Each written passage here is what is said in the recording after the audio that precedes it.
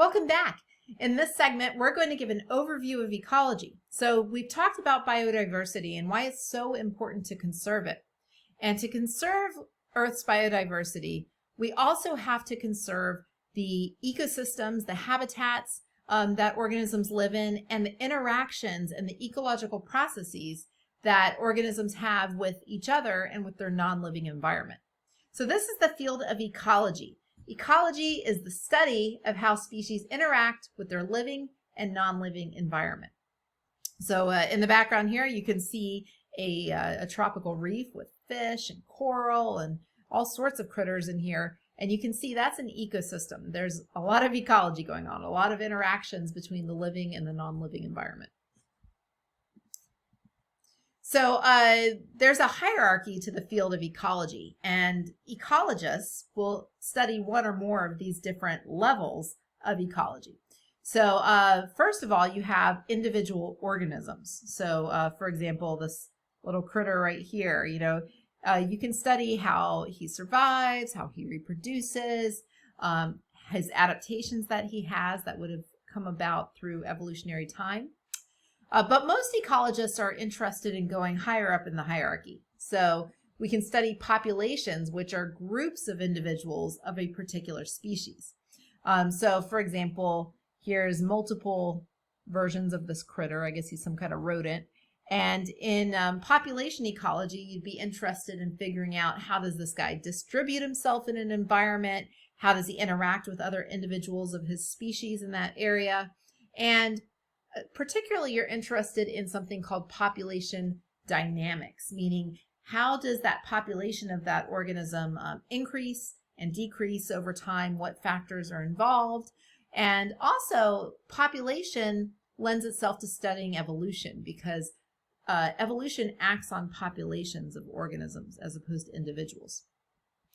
So there's another level above that called communities or community ecology. And this is where you're studying how different species interact with each other and with their non-living environment. So this is a very fascinating field. This is where you get into topics like invasion biology, where you're studying introduced exotic species and how they impact ecosystems. How you're talking about how species compete with each other, predator-prey relationships, things like that. And above that, we have the ecosystem level. So this is where you're starting to look at communities of species, but how they are affected by things like nutrient cycling and temperature and these non-living parameters and how those affect populations and communities. And finally, there's biosphere ecology, and that's where you're looking at a global scale, trying to figure out all the interactions that are going on between organisms at the individual, population, community, and ecosystem levels, and how those interactions are influenced by biosphere issues like global climate change and pollution and things like that. So that's kind of the breakdown of ecology, and most ecologists don't just stick to one level. There's too many cool stuff to study, so we usually jump around to multiple levels. I myself would consider myself a combination of a population ecologist, a community ecologist, and I guess a biosphere ecologist. So let's focus in this lecture on population ecology. So again, population ecology, you're looking at the spatial structures of populations, you're looking at population dynamics, and you're also looking at the genetic structure of populations, like how much genetic variation is within a population and how much genetic variation is among populations. Because you might remember that genetic variation is a major key towards conserving biodiversity. So you have to have genetic variability in a population so that if a catastrophe comes, like a new virus or something like that, that there's hopefully somebody in the population that has genes that will be able to allow the organism to survive in that changed environment, and therefore that organism will survive to reproduce and pass that mutation on to the next generation.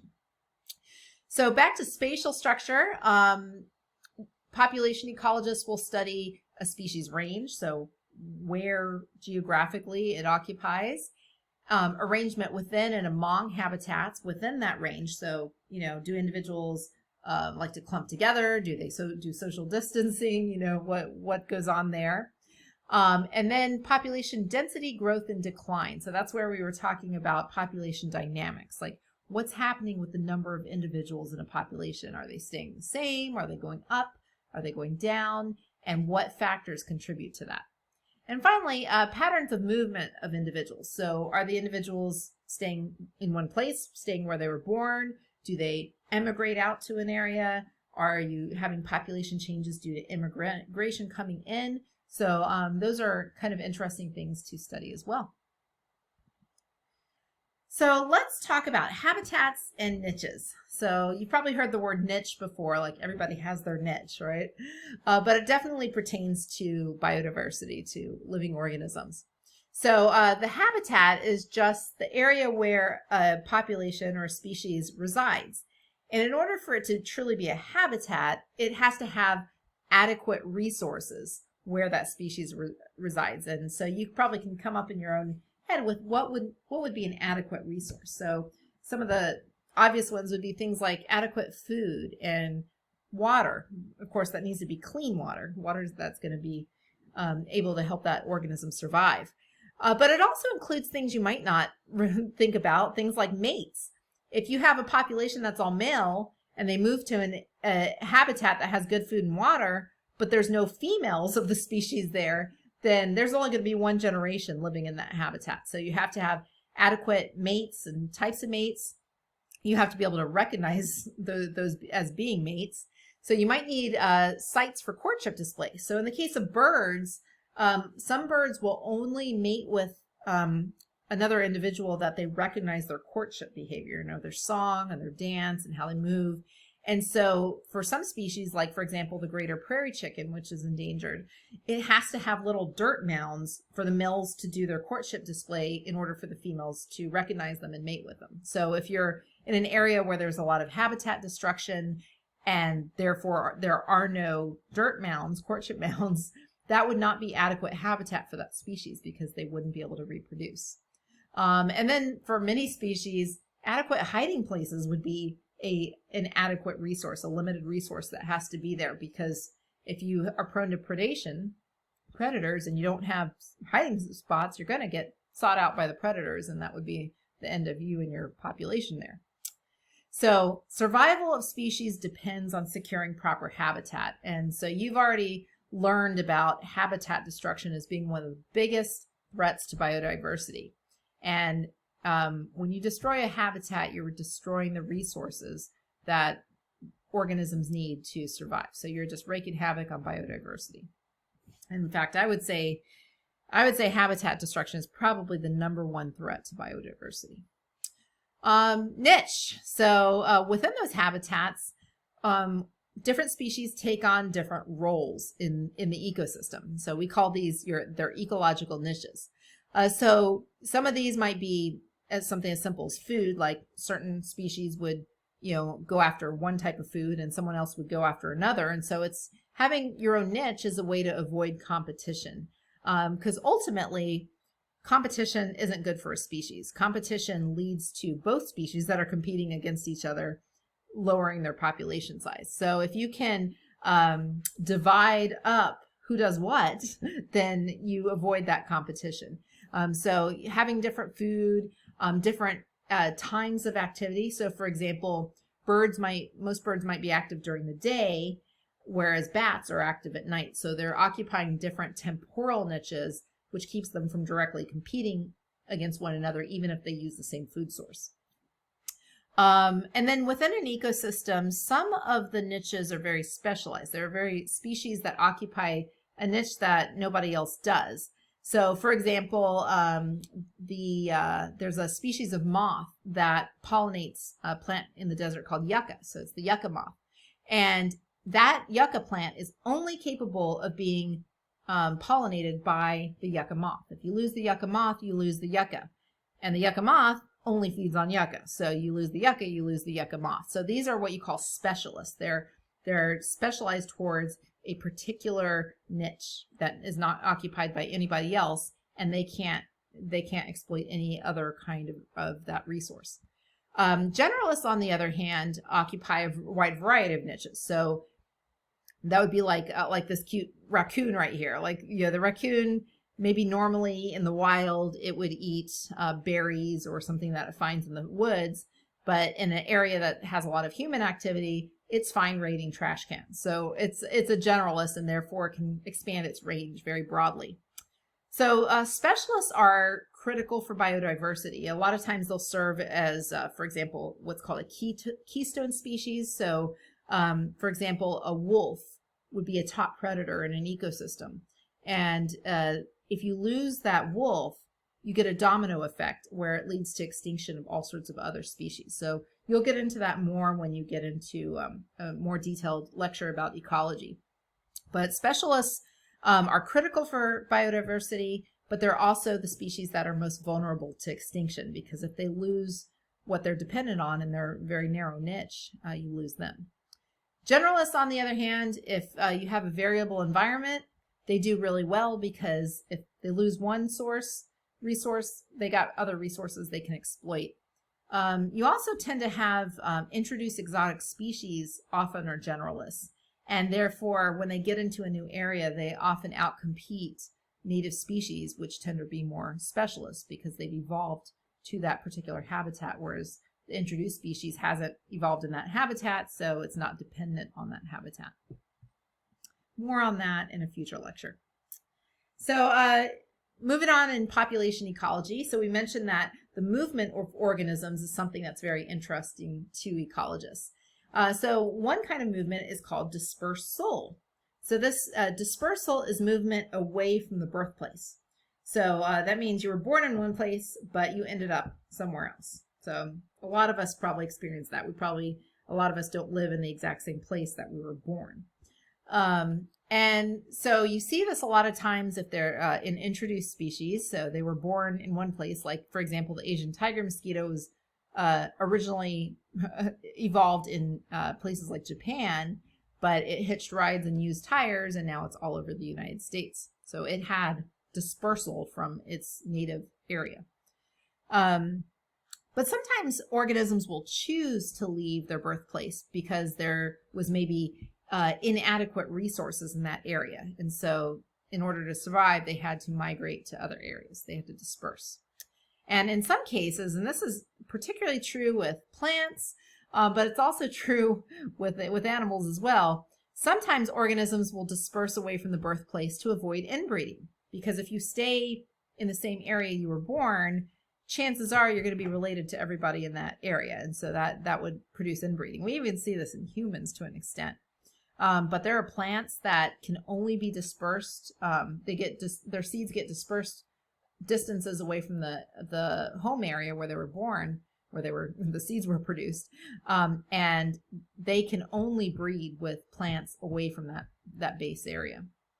In the case of things like primates, like golden lion tamarins, these cute cuddly orange monkeys that are highly endangered in Brazil, kind of like with humans, when the offspring get to be a certain age, the parents will actually kick them out so that they will go and breed with another family, and therefore that avoids inbreeding. In contrast to dispersal, which was movement away from the birthplace, dispersion is movement within a population and within an area. So, some organisms will choose to distance themselves from other individuals of the same species. Others will like to clump up with them, and some don't really care either way, and they just create a random dispersion pattern. So imagine each of these little dots was an individual of the species. They're all the same species. In randomness, random dispersion patterns, they're all over the place. You can't see any distinct pattern.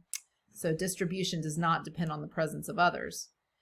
And we use this as kind of a comparison point. So studies in population ecology of dispersion will need to know what would be expected if it was random, and therefore you can use that to compare the actual data that you get when you go out and measure the organisms, so you can determine, did they have a random dispersion pattern, or is it something that is non-random, and therefore you can determine, is it clumped or is it uniform, which we'll talk about in a sec.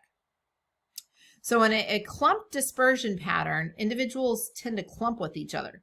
So there could be lots of reasons for this. In the case of animals, it could be behavioral, like they choose to. Maybe they want to hang out where they were born, or maybe there's certain mates present in certain areas, so the opposite sex will clump around there. Maybe it's due to, safety in numbers. So it could be a lot of different things, or like in the case of mistletoe. So, mistletoe that you see about Christmas. In Texas, it's very common in the trees around here. It's a parasite of other plants. It's a parasite vine that gets into trees. But you usually see them clumped because the seeds of those mistletoe are carried by birds. So the birds eat the seeds and it comes out their poop. And so whatever tree they happen to land on, they poop out, and that's where the mistletoe grows. So wherever there's clumps of trees, you see clumps of mistletoe. So that would be a clumped dispersion pattern. So you get these discrete groups because of either social predisposition or clumped resources. Maybe it's not mates. Maybe there's water present, in certain areas. And so individuals clump around there. Or progeny near their parents, like we said. You just stick to where you were born. But another interesting dispersion pattern is called uniform. And this is where individuals deliberately space themselves or undeliberately, but there's a uniform spacing pattern among individuals. And so this is called hyperdispersion. And it's usually behavioral in the case of animals. And this is really interesting because you see this a lot in birds that are highly populated, like with penguins, for example, or with cormorants. They want to have kind of a little territory where they can build their nest, and you'll see those nests uniformly distributed throughout an area. So here's an example of a clumped dispersion pattern with salamanders. So they like to stay under logs, so you'll see them clump under logs. And so if you were to go out and measure this and compare it to the random, you would see that they have a clump dispersion pattern. These Cape gannets, these are seabirds, and kind of like we were saying about the nest, so they're uniformly distributed. This one's my favorite example. These are creosote bushes that are present in the Colorado Desert in Southern California. And they produce a chemical called creosol, which has a very medicinal smell. If you rub some of the little leaves and it smells, it's very medicinal. But that chemical is actually toxic even to itself. And so it'll actually put that chemical out into the soil, and that prevents other creosote bushes from growing too close, because then they compete for resources like water. So very interesting. You'll see a uniform dispersion pattern in creosote bushes. So see if you can guess these. So I just gave one away. So these fish here, they're in a school, so they would be clumped. These penguins would be uniform, because you can see how they space themselves, give each other a little space there. And these guys down here, that says spaced, but that's another term for clumped. And down here, random would be like you just go through the forest and the ferns are everywhere, so that would be random. All right, so let's study some population dynamics. And what you see here is a graph that's showing exponential growth, as we call it, of the human population. So we'll go over this in a little bit. So population dynamics is the study of population growth and decline. And there's many variables that are going to be taken into consideration with this. So we have births and deaths, migration patterns, which includes emigration, where individuals leave an area, and immigration, where individuals come into an area. And then other things like age structure and sex ratio. So we'll talk about this. So let's focus on those births and deaths. So if you're studying growth and decline of a population, clearly if you are having more individuals in the population over time, that population is in growth. If you lose individuals, it's in decline. So there are two ways you can increase the number of individuals in your population: through births and through immigration, individuals coming in. And the way you lose individuals is through deaths and emigration, where they leave. So in ecology, there's something called the intrinsic rate of growth, and they use R to illustrate it. That's the rate at which a population is growing as long as there's adequate resources for everybody. So R is those individuals coming into the population, births plus immigrants, minus those leaving the population, deaths plus immigrants. And so in general, if this equation, if R is greater than 0, that means this part is greater than that part. That means there's more individuals coming in than leaving, and therefore your population's increasing. If R is less than 0, then this part of the equation is bigger than that part, and therefore more individuals are dying or leaving than individuals are being born and coming in. So in general, what you're shooting for over time is an R of 0, where the number of individuals entering the population is equal to those leaving, and therefore we have what's called 0 population growth. So this is definitely kind of what we've been aiming for with human population growth. So ecologists are going to use a variable called N, and that's the population size. And you can look at how N changes over time to determine if your population is growing or declining. So this gets into some fancy looking variables here, but dn over dt just means the change in population size over the change in time. So how does your population size change as time changes? That's your population change, and that's going to be the product of taking those coming in and subtracting those leaving. And so this change in your population size is going to depend on the balance of births and immigrants and deaths and immigrants. Now, how your population grows or declines is very much a product of evolution. So some individuals, like insects, have evolved to be small, but put out tons and tons of babies all at once. And very few of those babies end up surviving. So in other words, your evolutionary strategy is to be what's called an R strategist. So cockroaches would be R strategists, dandelions would be R strategists, shrimp would be R strategists. So usually they're very small, they have lots of small offspring, really no parental care. The parents lay the eggs and bye, that's it, you're on your own. They tend to reproduce very early in life, and most individuals die before they ever get to reproduce. So they tend to have high population growth rate. In other words, if you've ever gotten some bananas from the store and you find all of a sudden there's tons of fruit flies in your house, it's because there are strategists and they reproduce very, very quickly. So their population size can grow really, really fast. A lot of them tend to be generalists, and they're what you call early successional species. Like if an area gets disturbed, these are usually the first ones in there to reestablish the area. So think bugs, those are our strategists. In contrast, a K-strategist is like a human or an elephant or saguaro cactus. So we don't have hundreds of babies at once. We have one or a few babies. We give lots of parental care to make sure those babies are taken care of. We tend to be rather large compared to an insect. And we tend to have like stable climates. We're not generalists. A lot of us are specialists. And our population growth, it happens slowly. We are very good at competing against other species. And we're usually the last to get to a disturbed area. So usually, let's say you had a volcano blow up. The first things that would come in would be like the mosses and then the insects, etc. The last things that would come in would be things like elephants. So depending on your strategy, your evolutionary strategy of being an R strategist or a K strategist or something in between, that is going to influence what's called your survivorship curve. So on the y-axis here, we have the percent of individuals surviving.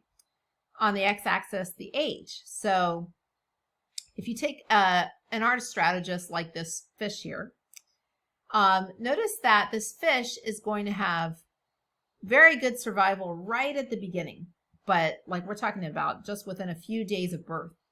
But very quickly and exponentially, most of those individuals are going to die. So you get early loss, and the few that squeak through and live to an older age are going to reproduce and then have a nice, steady lifespan the rest of their life until they reach a ripe old age and die.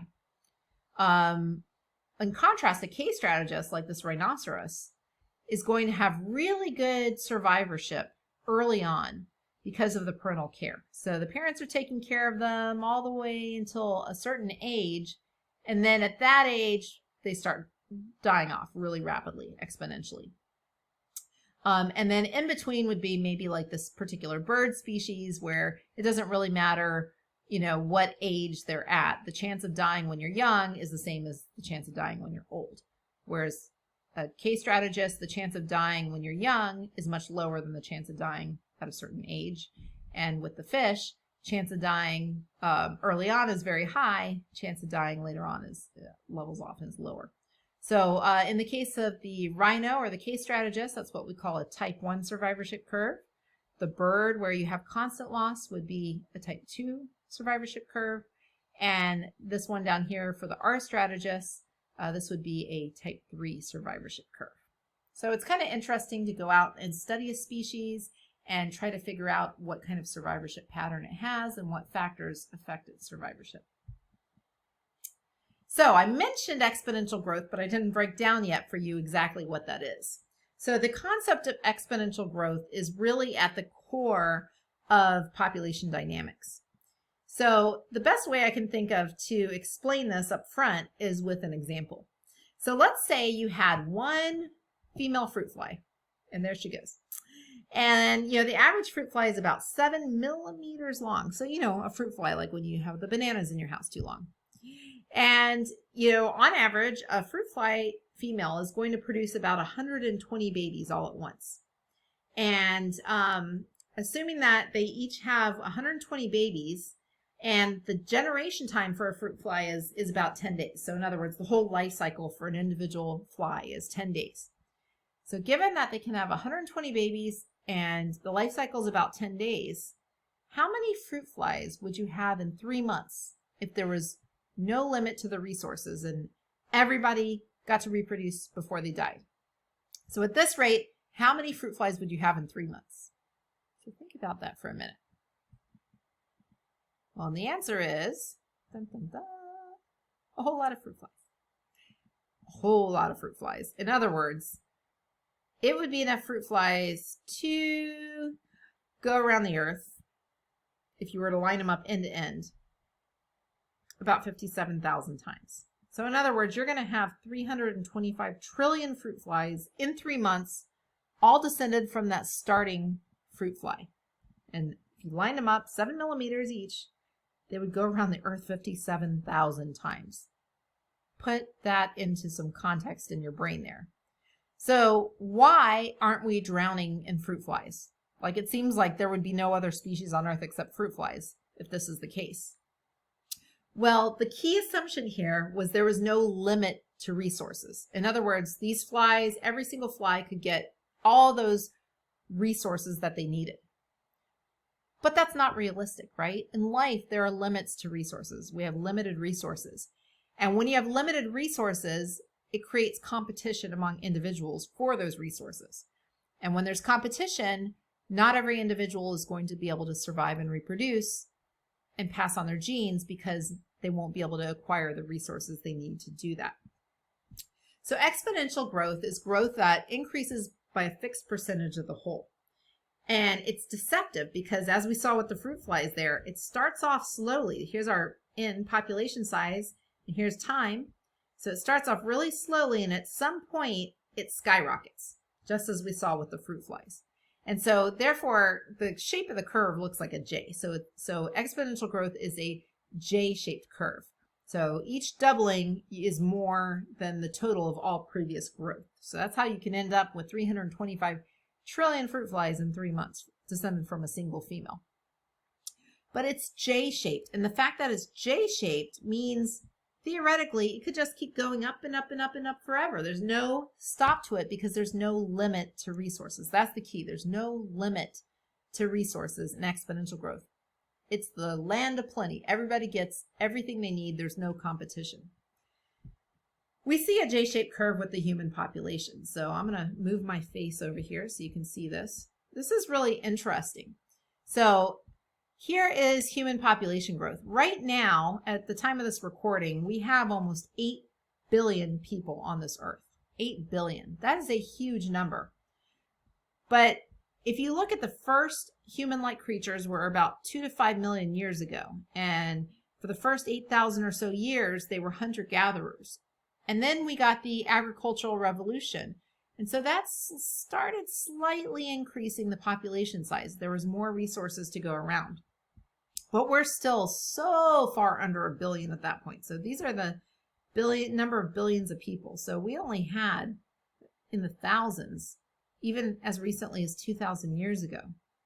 And then it started really, the agricultural revolution really started picking up, and we really started to see some population growth. And then the Black Plague happened. And so that wiped out all that progress. So we went back down to near zero. And then in about the 1700s, we entered the Industrial Revolution. So this is the point at which we introduced technology. So now we had medicines, we had machines, we had things to more quickly get out the resources we needed and to make sure everybody got those resources. So we saw increases in infant survivorship, and we saw decreases in mortality due to technology. And all of a sudden, whoosh, our population skyrocketed. So whereas it took 2 to 5 million years to reach the first billion people on Earth, it's taken less than 200 years to go up to almost 8 billion and climbing. So the question is, will we ever run out of those limited resources? We have technology, but can we recreate nature? And so if not, where will the cap to this population growth be? It clearly wasn't at 7 billion because now we're over that. Will it be at 10 billion, 14 billion? Will there ever be a cap? These are all interesting questions to ask. So if you look at every other species on Earth that's ever exhibited exponential growth, which is what the human population is exhibiting, it's never been able to be sustained indefinitely because of the limit of resources. At some point, that exponential growth will start leveling off, and the curve will start looking like an S. And so that the top of that S is what's called carrying capacity, which we illustrate with a K. So carrying capacity produces what's called logistic population growth. So exponential is J-shaped curve. Logistic is where you have population growth rate that decreases as population size increases. So in other words, the more individuals you pack into a population, the more strain there is on resources. And now some individuals can't get the resources they need and die or fail to reproduce. And so the growth rate starts to slow down and level off as you approach carrying capacity. So carrying capacity is the population size at which everybody has exactly the resources they need, no more, no less. So as you start adding individuals here, you start feeling the crunch of each other and the strain on those resources, and the growth levels off at K. Now, sometimes you can overshoot K, in which case not every individual will get the resources they need. They die, and the graph starts coming back down to its carrying capacity. Or if they overshoot too much, everybody competes, nobody gets what they need, and the population crashes to extinction. So those are kind of the possibilities. So again, carrying capacity, or K, is the maximum population size of an organism that a given habitat can support through time, given the current resources. So what I was just mentioning about overshooting the carrying capacity, we have a little empirical example here. So here are some sheep in Tasmania. So they were introduced into Tasmania in about 1800, and they got there and they were like, oh yeah, we don't have our predators here. They're missing the wolves or whatever their predator was back on their homeland. And so they had an abundance of resources, and their population size skyrocketed. It grew exponentially for about 50 years. But they had grown so fast that they bred more than they had resources to support the population size. And so they overshot their carrying capacity, and therefore some individuals died. And so the population went below the carrying capacity. Well, if you're below carrying capacity, then you have a surplus of resources. So then the population increased again, and it overshot a little bit. So it went down, and started bobbing along the carrying capacity. So you can only figure out what a species' carrying capacity is after the fact, once you see the actual data of what went on. So so they started hitting, overshooting carrying capacity about 50 years after their introduction. And by about 125 years after their introduction, they were a stable population. So zero population growth. Everybody was getting what they needed because you're bobbing along carrying capacity. So that's really what populations are shooting for, and that's what maintains the highest biodiversity. On the other hand, here's Alaskan reindeer. These guys were introduced into a certain area of Alaska in about 1910, and woohoo, look at all these resources we have that we didn't have in our homeland. So they started breeding like crazy, J-shaped curve, but at some point they overshot their carrying capacity, and they overshot it enough that the competition was so intense for the resources. They put such a strain on the resources that there was a crash. They all died and they went extinct very, very quickly. So, so those are, two possible outcomes of population growth. And we don't know where this reindeer's carrying capacity was. All we know is it overshot it. And so we can ask ourselves, for the human population, are we going to be able to grow exponentially, indefinitely, forever? Or if we do have a carrying capacity, are we going to be Tasmanian reindeer? Or sorry, Tasmanian sheep or Alaskan reindeer? Good question. Thank you very much, and I hope you enjoyed learning about ecology. See you next time.